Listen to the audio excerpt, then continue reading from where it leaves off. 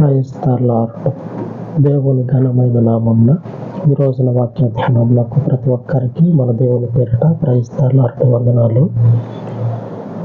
ఒకప్పుడు శాస్త్రులు, పరిసయ్యులు వీళ్ళందరూ కూర్చొని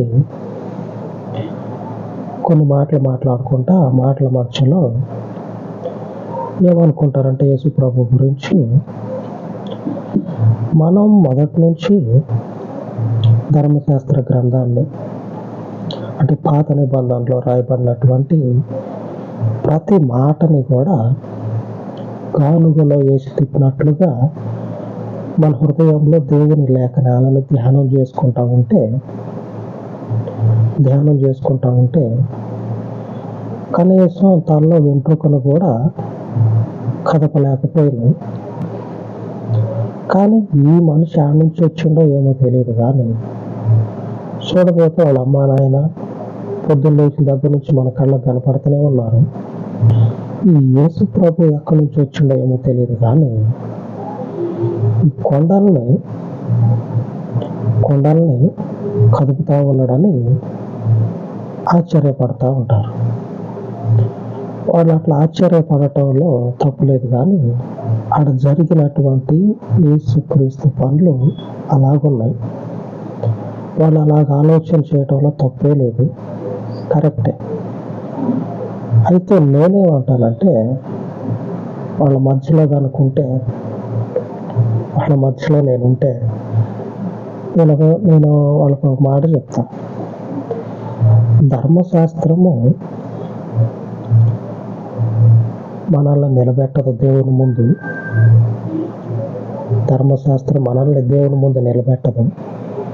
క్రీస్తు రక్తము దేవుని ముందు నిలబెడుతుంది.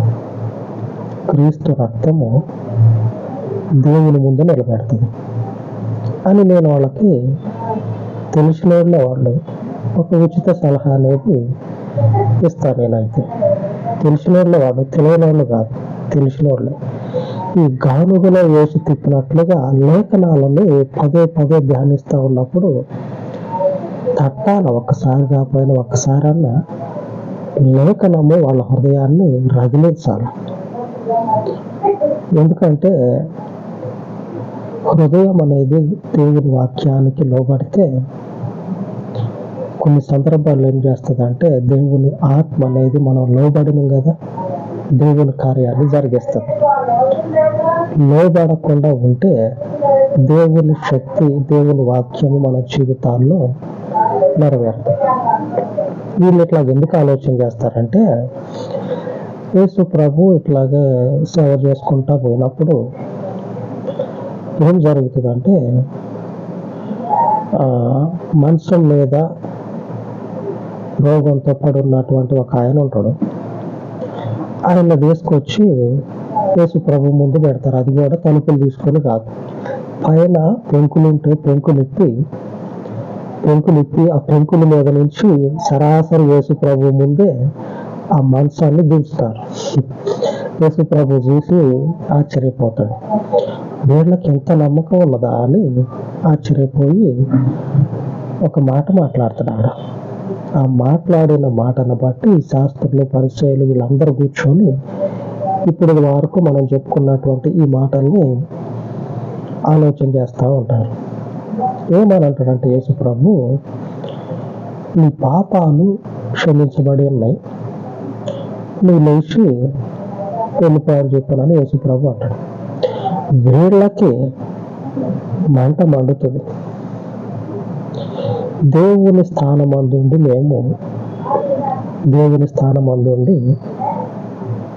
దేవుని గురించి చెప్తా ఉన్నాం. ఎన్నడూ కూడా మేము ఈ మాట చెప్పలా. నిన్నగాక మొన్నగాక ఈయనొచ్చి ఇప్పుడు దేవుని స్థానంలో కూర్చొని నీ పాపాలు క్షమించబడ్డాయి ఉన్నాయి, నువ్వు వెళ్ళిపోని చెప్తా ఉన్నట్టు ఈ దేవుడు అని అనుకుంటారు పరిసయ్యులు.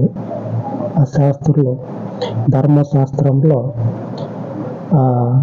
నిష్ఠా ప్రవిష్టులని పేరు ప్రఖ్యాతులు ఉంటాయి కదా, అలాంటి వాళ్ళు అనుకుంటారు. అనుకుంటే యేసు ప్రభుకి తెలుసు కదా మనిషి ఆలోచన ఎలా ఉంటుందని అనుకొని యేసు ప్రభు అంటాడు, ఏమంటాడంటే వాళ్ళకి ఇండైరెక్ట్గా సమాధానం చెప్తాడు. పాపాలు క్షమించబడి ఉన్నాయి అని చెప్పటం సులభమా, లేదా నీ మనసు ఎత్తుకొని మంచం మీద పడున్నటువంటి ఒక మనుషుని, ఒక రోగిని నీ మనసు ఎత్తుకొని నువ్వు వెళ్ళిపో అని చెప్పానని అంటాం సులభమా అని యేసు ప్రభు చెప్పి ఏమంటాడంటే నీ మనసు ఎత్తుకొని నువ్వు వెళ్ళిపో అని చెప్పని చెప్తాడు. ఎందుకంటే వాళ్ళు అంగీకరించలేకపోతా ఉన్నారు. పాపాన్ని క్షమిస్తా నేను అనే మాటను వాళ్ళు అంగీకరించట్ల. ఇంకా యేసుప్రభు ఆలోచన చేసి ఇండైరెక్ట్గా ఏం చెప్తున్నా నీ మనసాన్ని ఎత్తుకొని నువ్వు వెళ్ళిపో అని చెప్పని చెప్తాడు. అంటే అర్థమైంది, నీ పాపాలు నీకు క్షమించబడ్డాయి, నీకున్నటువంటి రోగం నుంచి నీవు స్వస్థత పొందుకో అని అర్థం. వాళ్ళు ఇంకా చేసేది ఏం లేక పండ్లు పటపటా గోరికి మీరు స్వీపులు చెప్తా ఉంటారు, ఏమి చేయలేక. ఇప్పుడు ఇది జరిగింది. ఈరోజు మన వాక్యము ధ్యానించుకుందాం. ఈ కొంచెం జరిగినటువంటి ఈ దేవుని శక్తికే ఎంత ఇది ఉంటే ఇప్పుడు జరుగుతున్నటువంటి దానిని గురించి మనం ఇప్పుడు ధ్యానించుకుందాం. ఆ శాస్త్రులు పరిసయ్యుల యొక్క ఆలోచన, వాళ్ళ యొక్క కంటి చూపు ఏ రీతిగా ఉంటుందో ఆలోచన చేయండి. ఇప్పుడు యేసు ప్రభు దేవుని కుమారుడు అని చెప్పుకుంటా ఉంటేనే అట్లా ఉన్నారు వాళ్ళు. ఇప్పుడు జరుగుతున్నది మన జీవితాల్లో జరగబోయే దాని గురించి మనం చెప్పుకోబోతా ఉన్నాం. ఈ చెప్పుకోబోయేటువంటి దాని గురించి శాస్త్రులు పరిచయాల ముందు పెడితే వాళ్ళు ఎలాగైతారంటే కంగు తింటారు వాళ్ళు. ఆమె దేవునికి మహిమ కలుగును గాక. ఇప్పుడు వాళ్ళు కూడా కంగు తింటా ఉన్నారు, ఏమి చేయలేక ఇష్టం వచ్చినట్లుగా దేవుని మీద, దేవుని ప్రజల మీద అభాండాలు వేస్తూ ఉన్నారు. ఈరోజు వాక్య ధ్యానం ఏమిటంటే లోకాసు వార్త 5వ అధ్యాయము 21వ వచనం. శాస్త్రులను పరిసయ్యులను దేవదూషణ చేయుచున్న ఇతడెవడు?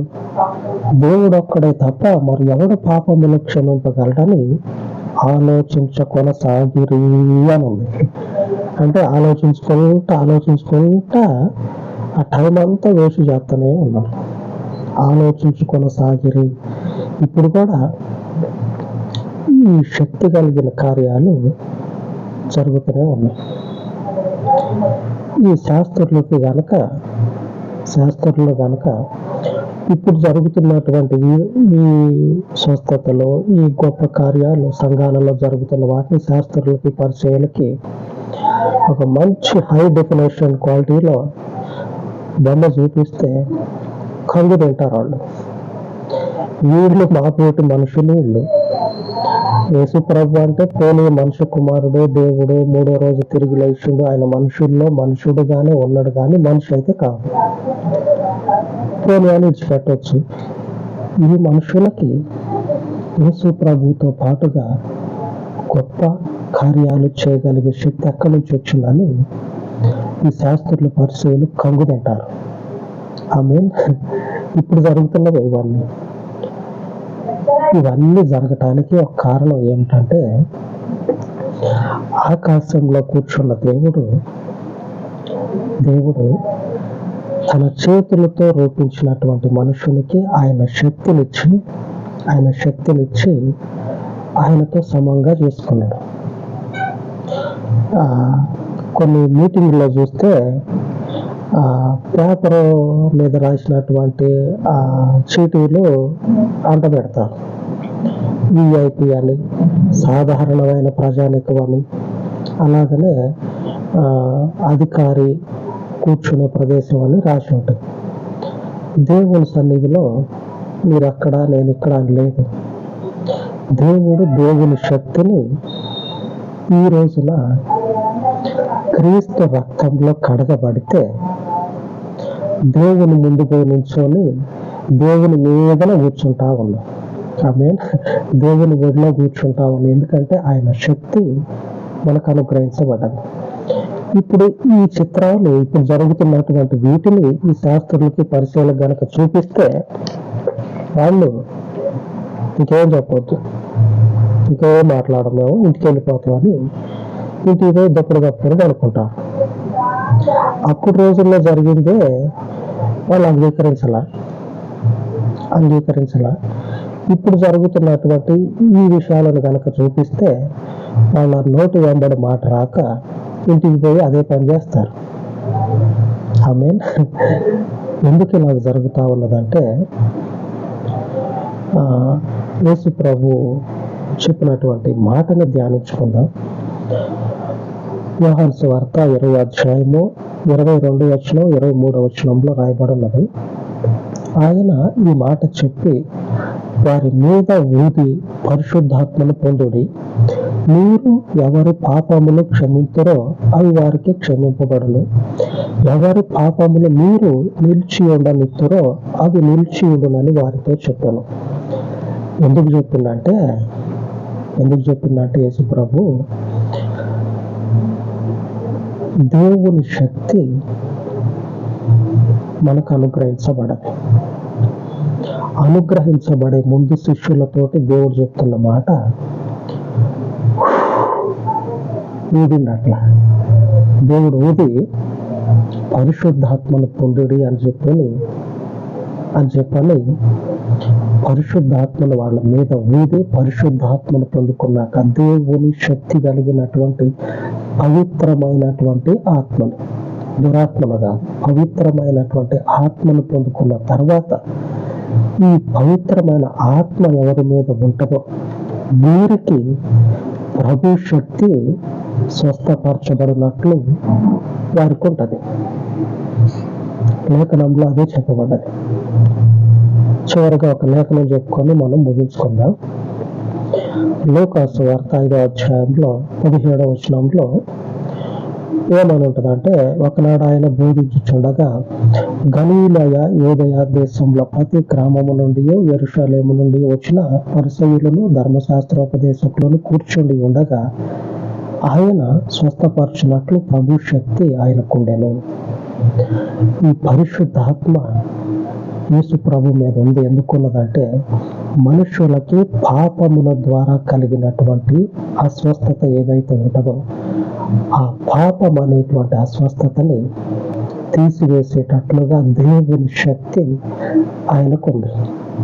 ఈరోజు ఎందరైతే పరిశుద్ధాత్మని చేత నింపబడి ఉన్నారో వాళ్ళల్లో కూడా ఈ పరిశుద్ధమైన శక్తి ఉండటం వల్ల ఈ శక్తి కలిగినటువంటి దేవుని పరలోకపు ఆత్మ మనుషుల మీద ఉన్నటువంటి పాపము ద్వారా వచ్చినటువంటి ప్రతి అనారోగ్యాన్ని, ప్రతి శాపాన్ని, ప్రతి పాపాన్ని కూడా కొట్టేస్తా ఉంది.